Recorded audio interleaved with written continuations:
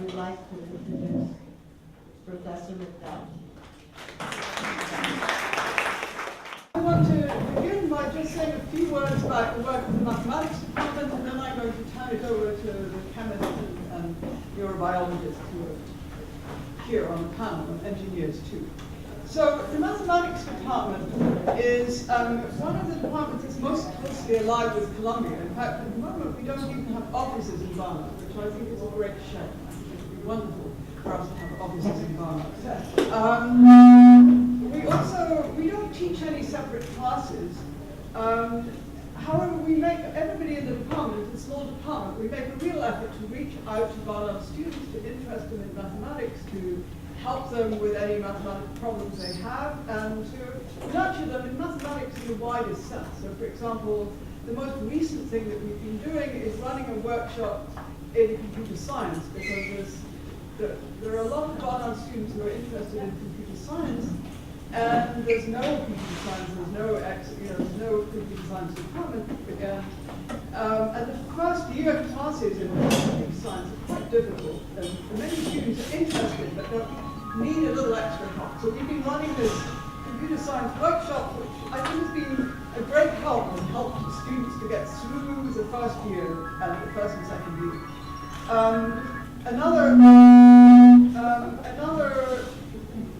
thing, I teach Calculus 1, which is a class that a lot of Barnard students take. So that's not really math majors, but all the people who are going to become scientists or are interested in pre-med, those students take Calculus 1.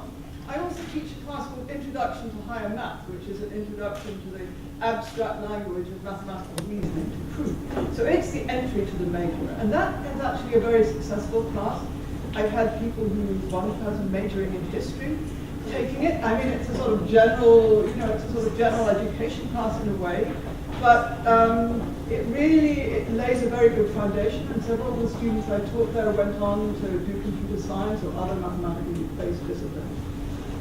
This year, actually, we're very proud in the mathematics department. We have 20 graduating seniors who had some kind of mathematics in their degree. So there were 8 people who did economics and mathematics, 4 students who did applied mathematics, 6 math majors, 1 in math statistics and 1 in math computer science.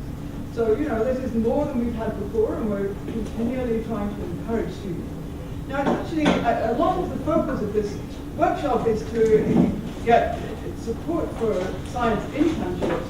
It's actually rather hard for undergraduates to contribute to mathematical research. I mean, the kind of mathematics I do is very theoretical. You have to be pretty highly trained before you can make a serious contribution. On the other hand, one of our students here, Emily, who graduated this year in computer science, she actually did a semester of work in computational biology. So, there are so many people who do mathematics or computer science who do internships, and it certainly helps them in trying to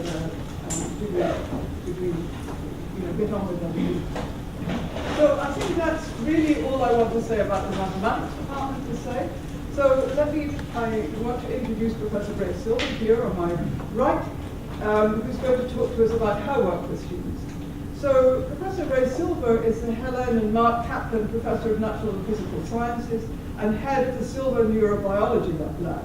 She's a professor in Columbia's psychology department and also in the Department of Anatomy and Cell Biology. So she has many areas of expertise.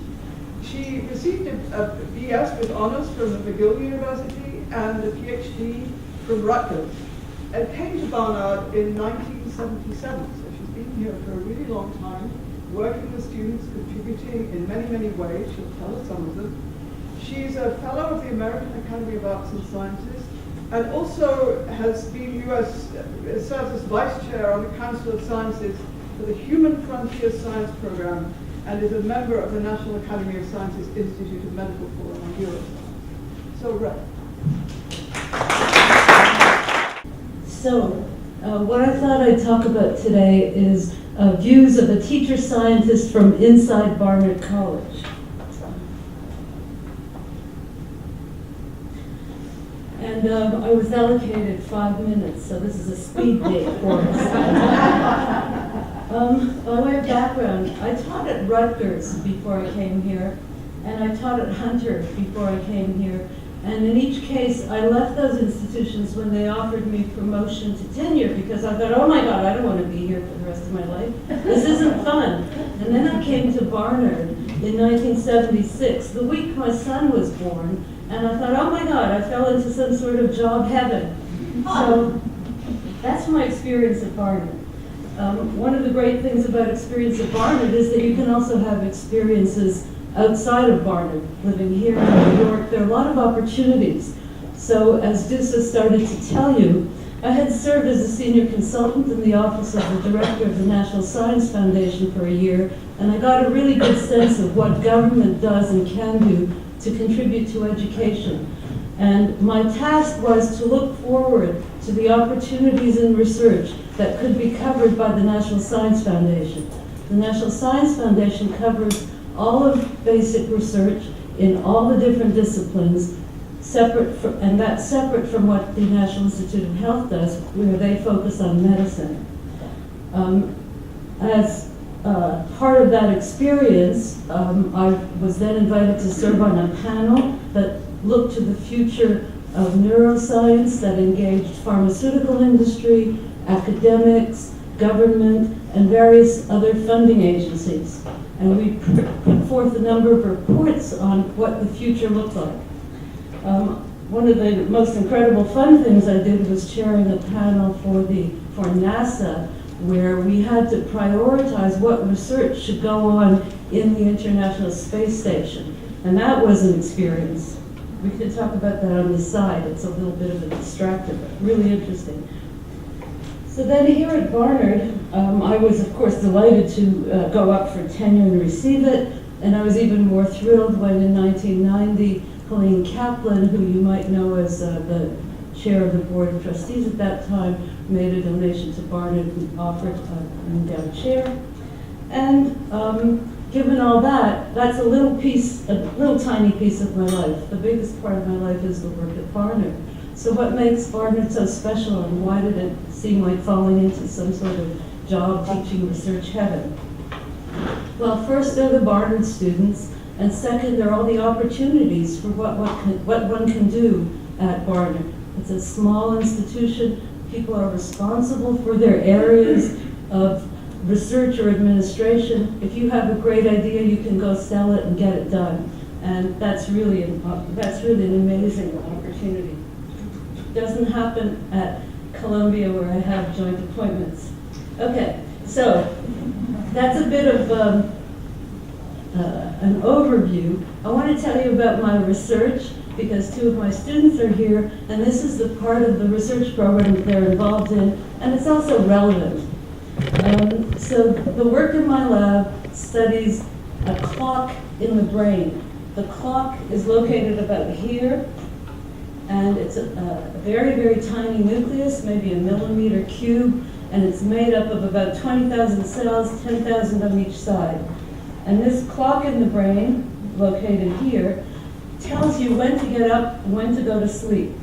And the way it works is it sends signals to clock cells throughout the rest of the body. So that the brain clock is called the suprachiasmatic nucleus because it sits on top of the optic chiasm, so it's suprachiasmatic nucleus. And it sends out daily signals that orchestrate daily rhythms in your lung, heart, etc., etc. So you hopefully most of you don't get hungry at night, and you don't go to the bathroom while you're sleeping. You don't need to go to the bathroom while you're sleeping, hopefully. Although I know there's an age-related change, but we'll ignore that.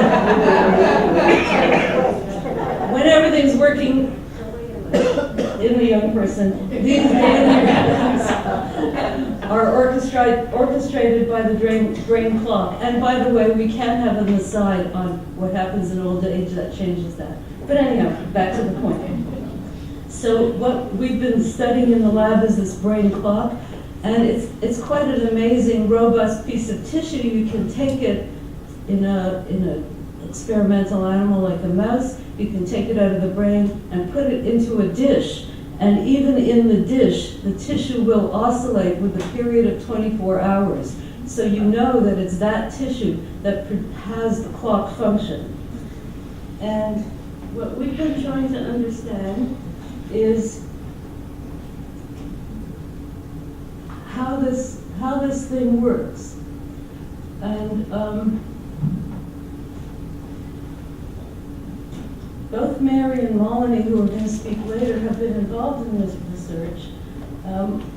Research today in the neurosciences is extraordinarily exciting, and you can go to math departments, chemistry departments, engineering, everybody does something. In all those departments you'll find a little bit of neuroscience.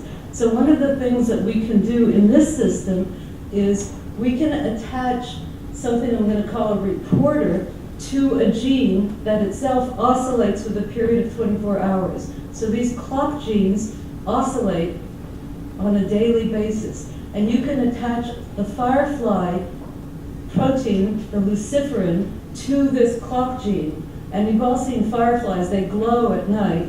When the gene turns on, this luciferin glows, and you can see it. And you can put a camera over it, and you can see the changes over time. So what I'm going to show you in two movies is, this is the frames from the movie that we've captured. We have them captured every half hour or every hour. Here I'm showing you hour 1, hour 4, hour 7, hour 17, hour 22, 24, and then it starts over.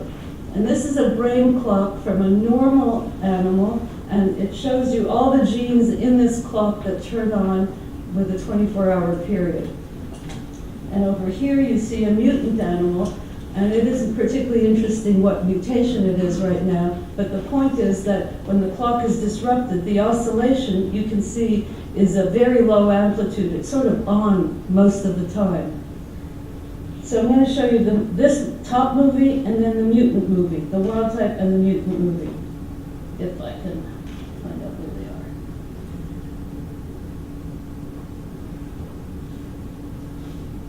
are. Okay, so this is 5 days of watching these clock genes oscillate over time. Day 1, day 2, so this is a brain slice in a dish. Day 3, day 4, I've lost count, and day 5. And the substrate gets used up, and so it appears to be dimmer, but it's still oscillating with the same periodicity, and if you give it more substrate, it'll just start over. So that's 5 days of a normal brain clock. And here you have a clock with a mutation in one of the genes, and you can see it doesn't have that regular periodicity, it doesn't have that regular sequence from day to day.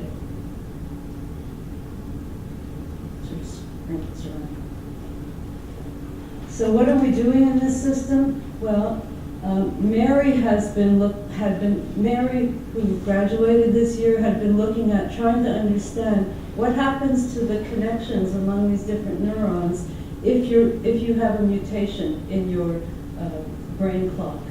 And what Melanie has been looking at is just getting started on how to quantitatively analyze these changes. Because it's fine for me to say, oh, look how pretty it is, but you want to know exactly what's going on and exactly what the changes are over time. And we can do that with fairly sophisticated quantitative analyses. And the work was started by Tina Tong, who graduated in 2010, and she's now at dental school. And the paper on which Tina's work was based was published in a neuroscience journal in 2011. So that's the research that goes on in my lab. And it takes, as Dusa was saying, it takes a lot of years before anyone can make a contribution in mathematics. Well, it takes a lot of years before anyone can make a contribution to understanding brain networks. And typically students start in my lab as freshmen, and they sometimes as sophomores, never as juniors and seniors, because they have to be trained not only in doing things with their hands, but doing things with their heads, and then they have to allocate their time so they can take classes and do research. And it's a very intensive training, but they graduate knowing a huge amount and feeling a confident, well, I should let you say it yourself. Okay, so Dusa is signaling me to hurry up, but I probably can't.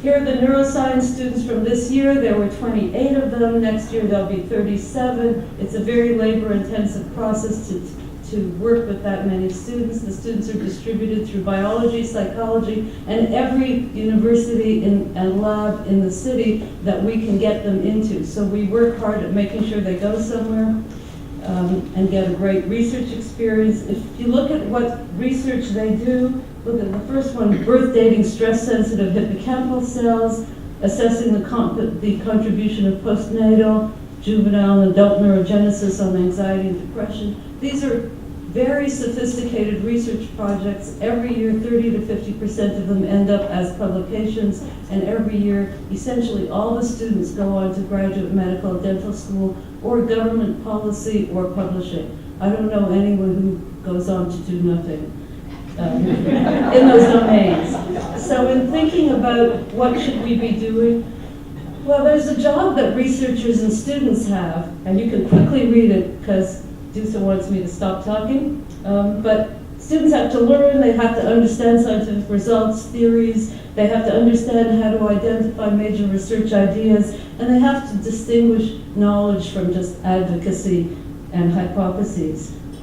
I'm going to argue that the public and alumni such as yourselves have a responsibility to both mentor the students, as we do in the neuroscience program, but also to sponsor them so that they can move ahead in their careers. We have the most committed, dedicated, smart, fun to work with kids at Barnard, and they will give more to you than you get from them. So we have to support them, and we have to support them both with what we do and when we can with money that we can give to enable them to do this work. And of course we have to participate in government to encourage government to support not only scientific research but also efforts in education and sciences and humanities. And I think we do all that at Barnard, and that's why I feel that I fell into some sort of teaching heaven. So our next speaker is Professor Christian Rojas, who's Professor of Chemistry. He joined the Barnard faculty in 1997 after completing a postdoc at MIT and the Scripps Research Institute. He is a synthetic organic chemist. Thank you, Dusa. Synthetic organic chemist. Really what I would like to emphasize about doing science. Do you mind if you stand up, because we can't sure. hardly see you back here.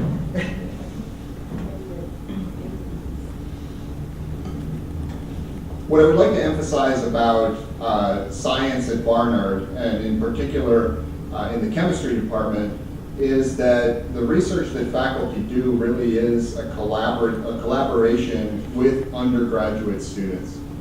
Because Barnard, at least in the chemistry department, does not support graduate students, for instance, graduate students are the typical people who are doing the research at a research university. At Barnard, the faculty are working directly with the undergraduate students, and that's really a very powerful way to propel Barnard graduates into careers related to science, technology, engineering, mathematics, and hopefully you'll hear a lot more about that today. So, for example, students that have been through my research lab where we study the synthesis of sugar molecules that contain nitrogen groups, students go on, and I'd say about a third of them end up going to graduate programs in chemistry, to wonderful schools like I've had students go to Stanford, Yale, Berkeley, Northwestern, University of Illinois, a lot of the top chemistry and biochemistry programs in the United States.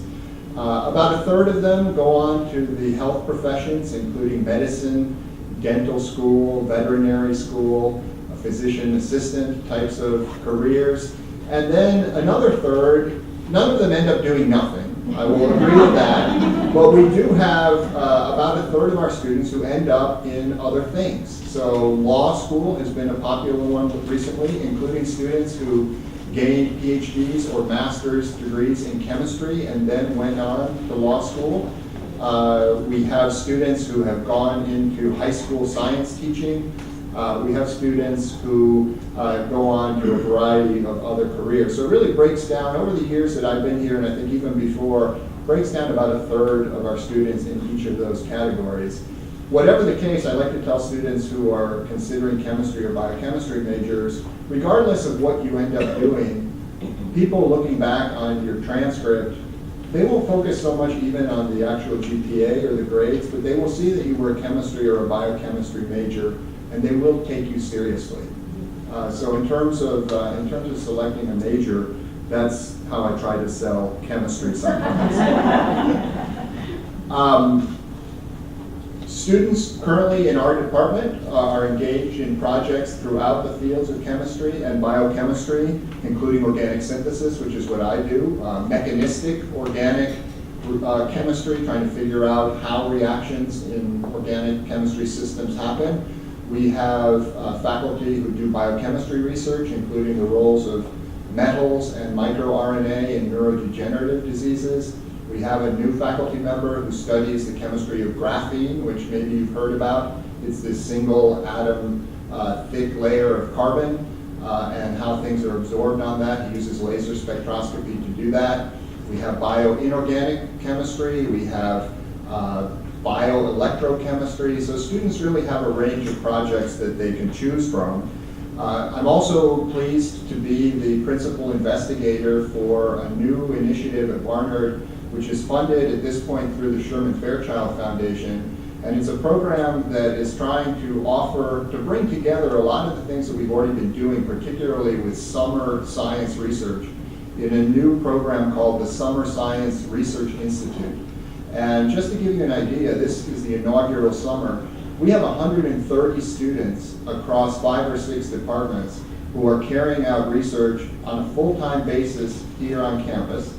All of them paid fellowship stipends of about $4,000 to $5,000 for the summer, and Barnard has graciously found the wherewithal to provide housing at a very discounted rate, albeit non-air-conditioned housing. Nevertheless, they're young, they will survive. Can you hear me all right? Yes. Okay. And so 130 students doing the summer research, funded through a variety of sources. Faculty here get funding through the National Science Foundation, National Institutes of Health, American Chemical Society, various other initiatives as well. And then just finally, I think you've probably heard about the new building that is going to go up in the place where Lehman Hall is right now. And so the faculty as a whole, and that includes science faculty, are thinking hard right now about what that building will entail. And there are plans to have at least part of the building be an interactive teaching and learning type of facility. A big movement in science education these days has to do with trying to get students, not necessarily being wedded to the large lecture course model, especially for introductory courses, to explore things like the so-called flipped classroom model, which I tried to introduce to some extent in my large organic chemistry intro course this past spring, where the students will watch short videos the night before the class meets, and then spend class time essentially doing what they typically do for homework, which is solving problems, ideally in small groups with a lot of interactive help from faculty members. So those are just a few of the things that are happening as far as science and chemistry here at Barnard. Hopefully in the discussion to follow, we'll have a chance to explore those more. But it's really an exciting time for chemistry and for science at Barnard. And it's great to see so many people at this session. It really is wonderful. Thank you for coming. Our next speaker is Tiffany Christadis Mills. She's an alum from 2003 from Barnard and 2004 from Columbia. She did a 3-2 program, so she graduated first from Barnard in physics, and then the next year got a BS in mechanical engineering from Columbia. And then later on she got a master's in mechanical engineering from Columbia. And she is now the chief of the Area Denial and Pyrotechnics QRS Engineering Branch of the U.S. Army Armament Research Development and Engineering Center. So she is going to tell us about that and her experiences at Barnard. Should I answer? Yeah, that would be a good idea. Thanks. Hi. So I'm the alum on the panel, and I guess my purpose is to agree with everything the professors are saying, and with supportive evidence, of course. So, as you said, I am currently working at the Research Development Arm and Engineering Center for the U.S. Army, and we tried to do STEM outreach there as well, science, technology, engineering, and math. And we recently had introduced a girl to engineering event on site, and our general got up and introduced all the high schoolers who had shown interest in science, technology, engineering, and math, and told them we have 6,000 people on the arsenal, 3,000 are engineers, 200 are female. And I never realized that we were 6.67% of the population, one team. You try not, you do count how many women are in the room sometimes, but until you get the hard numbers behind it, it doesn't seem so real. So I think everything that Barnard's doing right now is needed, and it's great. And I want to quickly run through my experience at Barnard and the 3-2 program for you all. So I started in physics, where there is a separate department, but most of our classes are taken at Columbia. We take our first 2 classes at Barnard and then integrate over to the Columbia curriculum. And I think that was actually a great way to do it, because we established strong foundations with Barnard. We had our home base. We knew our professors, and we got to start identifying research opportunities with them, and we could start the collaboration. And I think it's a great setup, leveraging all Columbia's resources while enjoying the nurturing one-on-one environment, direct mentorship from professors at Barnard. But like everyone else is saying, I really just want to highlight the internships that are available. That I know they got me to where I am today. They made me an incredibly competitive candidate for any job opportunity. And it started after my sophomore year, again, working with my professor. I received the Howard Hughes Research Grant in astrophysics. And it included housing. I think this one was air conditioned. The second year it wasn't, though. And about a $5,000 stipend, and that was critical to keeping me in the city, because I couldn't have afforded it otherwise. And it kept me working with the professor continuously throughout the year, so I didn't have to drop off my research and go find a different job and then come back. And we worked on active galactic nuclei, and my professor sat down and taught me how to use a Linux system. I had never used a Linux computer before. She helped me learn how to program. NASA has its own language, so I had to learn that language in addition to C, and just, it was a learning environment though. This internship wasn't a competitive environment. It wasn't trying to vie for the top position. It was the Barnard professor taking time to nurture and grow me as a future female scientist engineer, and really build my confidence. And so the next year, we actually had Charles Liu from the Museum of Natural History come over to one of our departmental meetings and ask us who wanted a job at the Museum of Natural History that summer. And that, as science, that's kind of a, oh my gosh moment. It's what I wanted to do my entire life. And I was like, me. And we all got picked, which is amazing. And I got to work with Neil deGrasse Tyson in the newly renovated Rose Center. And we were working to actually do outreach and integrate all the different research facilities together. And I got to use all the information I learned from my professor the year before, Linux-based system programming, to set up PHP databases and just be useful and show what Barnard students can do. And actually, at this internship, a different scientist came into the room while a bunch of, I'd say, 8 or 10 women were sitting at the table, all with our computers up, and he challenged us. He said, this is great, but do you guys really understand how to make a website? Do you understand how all the different platforms? I bet none of you have Linux. And I was just like, Barnard has prepared me for this moment, and turned my computer around. And you don't realize that, how Barnard just builds your confidence, gives you the right tools to make an impact and change people's assumptions. And just saying it now, it's go Barnard. So I'd say Barnard has these internships and these connections with the great research areas in the city and everywhere, and I don't think I could have gotten this type of experience anywhere else. And going over to Columbia, they have a lot of resources, so the 3-2 program, I was able to use Columbia's resources to then get into the professional societies that got me a job. And all I did was go to the Society of Women Engineers conference, drop my resume a few places, and I had like 10 job offers the next day. And that was all Barnard. It was amazing. And Thank you. yeah. Thank you. Oh, no, the professor. It's this one-on-one relationship, this mentoring. I was given credit on papers. It was preparing me for the job. And like you're saying, it's just like when you're applying to college. You're not just looking at your GPA. You're looking for your extracurriculars. Where have you done this work? How interested in all of this are you? How prepared are you? So when I got to my job, I was prepared, and I was confident, and I had been tested before, so I knew I was ready to go. So I also want to echo the thought of what can we do from here? And as an alum, I think I also am very involved in the Columbia alumni group, and we have mentoring. I pair up with a student each summer and help them with their resume, help them with their cover letter, talk to them about what they should be looking for to progress. And we also have the Alumni Representative Committee that interviews the high school students that apply to Columbia. And we get assigned based on majors and interests.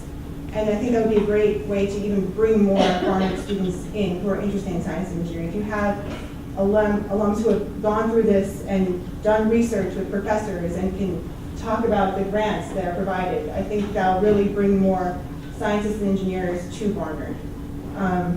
So again, I think this is a great panel. I think thank you to the class of 1959 for putting this together. Can you tell us a little bit about what you're doing now? I can, yes. Well, actually, I'm a branch chief, and I have 18 male engineers working for me. Science engineers, chemists, mechanical engineers, electrical. And I started in small medium power weapons, doing test and evaluation and design of those. So our mission at RDEC is to empower, unburden, and protect our warfighters. So through superior technological solutions. So we work with contractors and work with the user, the soldier, to identify capability gaps and then find solutions to fill those capability gaps. So I started in weapons, went to remote weapon stations. I actually fielded the Army's top invention of 2008, top 10 invention, which was the CROWS, the Common Remotely Operated Weapon Station, which if you've seen videos of people going into the war, you have the gunner up on top of the vehicle coming in with a 50 cal. We took that gunner and put them inside. And we gave them a joystick, a screen, and now it's just a turret, and you can put multiple different caliber weapons on there for different levels of engagement. So we're protecting our soldiers, and it's great. It's a great job. And now I'm working in pyrotechnic scenarios now. We're doing countermeasure flares, so decoy. I can't talk too technical about it, but it's just, once you get into the Army too, they move you around. You get to do a bunch of different commands and apply different parts of your learning and always develop. And it's a great job. As a mother of an ROTC cadet, Yes. first of all, thank you. My pleasure.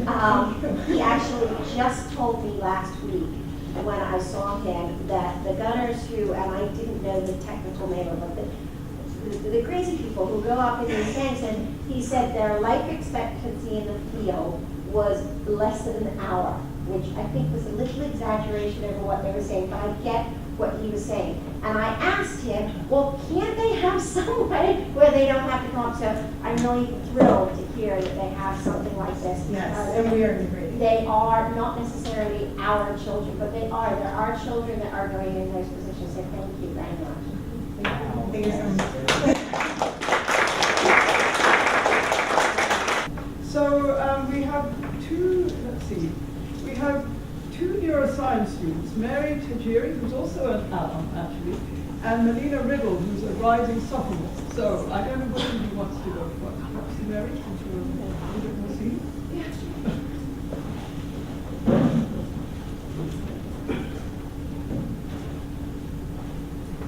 So Mary graduated this year, 2014.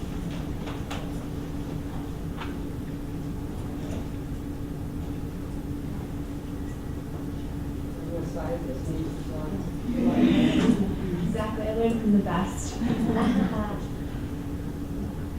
So hi, my name is Mary, and I am, like you said, a recent graduate of Barnard, the class of 2014. So it's been a really awesome couple of weeks, but I just first wanted to start off with introducing who I am. I'm really inspired by hearing about the alumni I've been doing, and I guess I'll just show you a little bit of my background and how I got to where I am today. So just to start off very, very basic, I was born in Ohio, Illinois, and I grew up in Allentown, Pennsylvania. I have an awesome family who has supported me along the way throughout my 4 years at Barnard, and who I consider my closest friends as well as my greatest support. So I'm very thankful for that. And I guess a little bit of what has shaped me throughout my time growing up has been my dedication to figure skating. So figure skating as a child and throughout my high school and middle school years really taught me the importance of hard work, how to set goals for myself, and to work independently in order to achieve those goals. So these qualities have helped translate into my academics as well as my time in research, which I'll talk about in a bit. So as figure skating has taught me a lot about sacrifice, not only of my time, of my energy, in order to achieve a personal goal. Another event in my life kind of opened my eyes to how sacrifice of your time and energy out of your love for another person can actually create something that's even greater at some times. So when I was in 7th grade, my grandmother came to live with our family. She had fallen at her senior assisted living facility in California, and she came to live with our family. And that was a very difficult situation for our family, but an experience that was one of the best things that could have ever happened. It was through this, having to care for my grandmother, that I learned that sacrifice can be greater than just for your own personal achievements, but also to see the well-being of another person. And so taking care of her as a high schooler included waking up, making her meals, kind of taking her to the bathroom, making sure that she was okay, if she had an accident, to change her diapers.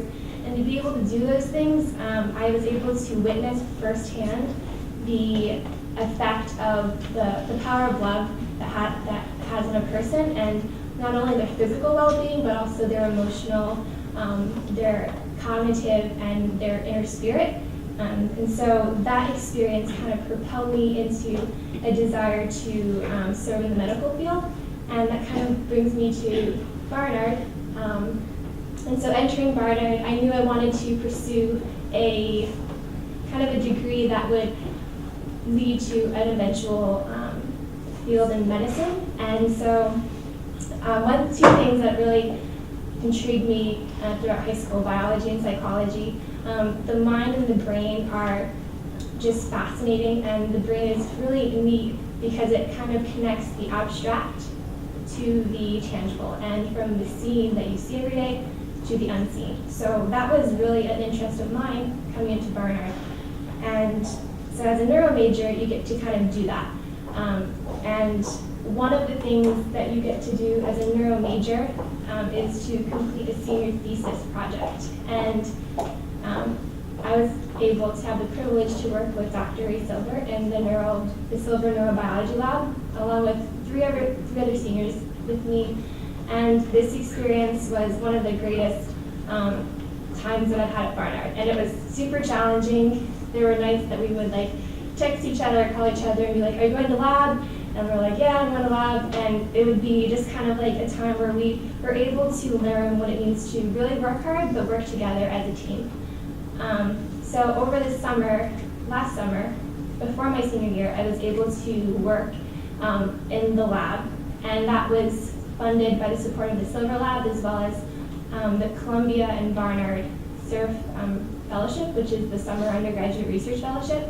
And I'm so grateful for that opportunity because, like you said, it was just a time where you could really closely work with the professors that are mentoring you, as well as concentrating on your own research, but also learning skills that can carry you throughout the rest of my life. So, like Dr. Silver was talking about, my research looks into that area of the brain, known as the master brain clock. And for my research, I was looking at how different cells within this master brain clock, known as your suprachiasmatic nucleus, how those cells kind of talk to one another and the network that they create.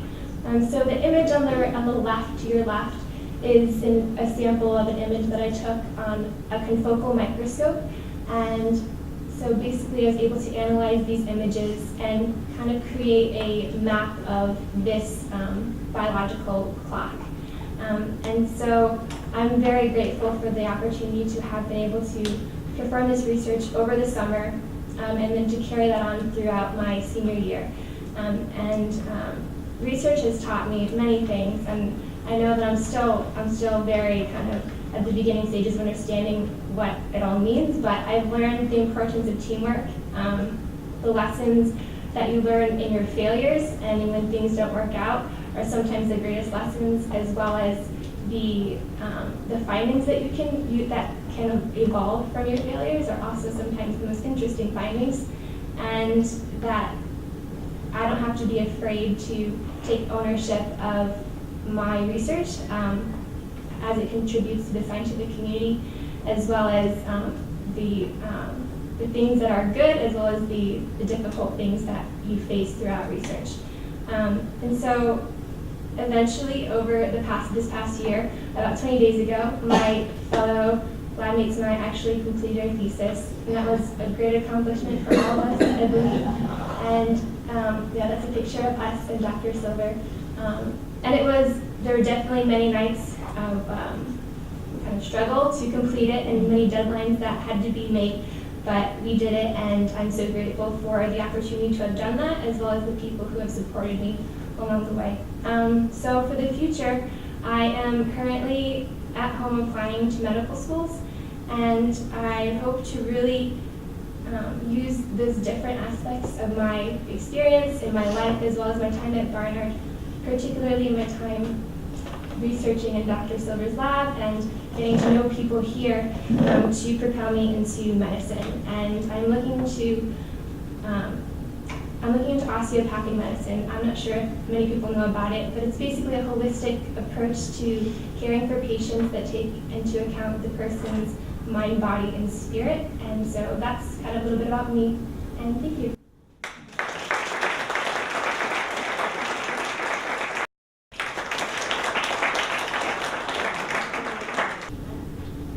So I actually believe I've met several of you at Julie's lovely gathering the other evening that I was helping her with.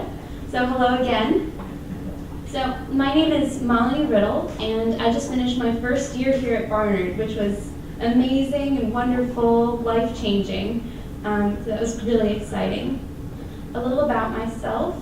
I'm from Austin, Texas, and I'm actually a neuroscience major working in Dr. Silver's lab this summer. But as some of you might know, they don't really teach science in Texas.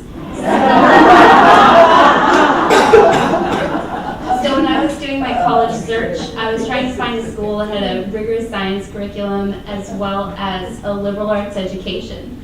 So, of course, I came to Barnard, and I wanted to speak a little bit about the lab sciences here at Barnard because I am just so passionate about them. I took organic chemistry with Professor Rojas this past semester, and the semester before that, Gen Chem with Professor Magyar, and I also took bio this year, and it was just so much fun. They were my first real science classes ever. And the instructors here are just so invested and caring about the students, and I really appreciated that. And then outside the classroom, last semester I got a job working as a work study student in Dr. Silver's lab. I was a research assistant there, and it was just incredible for me to be able to be paid to work in my field of interest. A job that I would have done completely for free, but because of the work study grant, I was able to do that and not have to get a second job to support myself here in this lovely and expensive city. So that was a lot of fun, and it was my first experience working in a lab and handling research at all. And I was working with a grad student studying the effects of different controlled substances like methamphetamines on mice. So that was really interesting. And then this semester I started working on a bigger project with Dr. Silver. That was the brain clock project that she was showing you earlier. And so I started working with this computer program called Mathematica that I had never encountered before in my life. My dad's a programmer, so I, being his daughter, very much resisted his attempts to teach me anything about computers. So it was amazing. When I came to Barnard, there were already motions in place working on this project called Barnard Codes, which is a student-run startup, a workshop that students began this semester, actually this past semester, that teaches in a series of workshops different programming languages with the intention of getting more female coders, basically. And so several of my roommates actually started that project. And it was really amazing to hear them talking about, presenting to people who were funding them, and just as first years, this was incredible to me. So that was really exciting. And then in the lab, I got to learn this language that I will hopefully use when I'm doing my senior thesis to analyze my data. And I've been able to help my senior colleagues in the lab with their data as well. And I'm continuing that in my summer internship. So I was really excited when my work study job turned into this full-time internship this summer with the summer stipend that was mentioned and the free housing. No air conditioning, but that's okay. And I heard someone else say, I would not have been able to stay in the city. I probably wouldn't have continued my education. I would have had to work in a restaurant back in Texas full-time. But instead, I'm able to do this research and actually help someone start another project in the lab. And it's just incredible for my growth as a student and hopefully a researcher. So I'm really excited for what this summer will bring. It sounds like it's going to be an amazing experience. So this is a picture of my mom and me and my sister the day they dropped me off my first day at Barnard. We were very sad and very excited. My mom's a doctor, and her father before her was a doctor, and actually that's why they came over to the US from India. And so I hope to follow in their footsteps, and I really want to go to medical school. But I had never even considered research as a part of my career before I got this work study job in Dr. Silver's lab. And as a result of that work study grant and then this internship, I'm actually considering following a different path, maybe taking a couple years off to do some research and then pursuing an MD PhD instead of just the MD, and hoping to make research a part of my career in medicine. So that's one way that Barnard's already changed me. I can't imagine what the next 3 years will hold, but I'm really excited.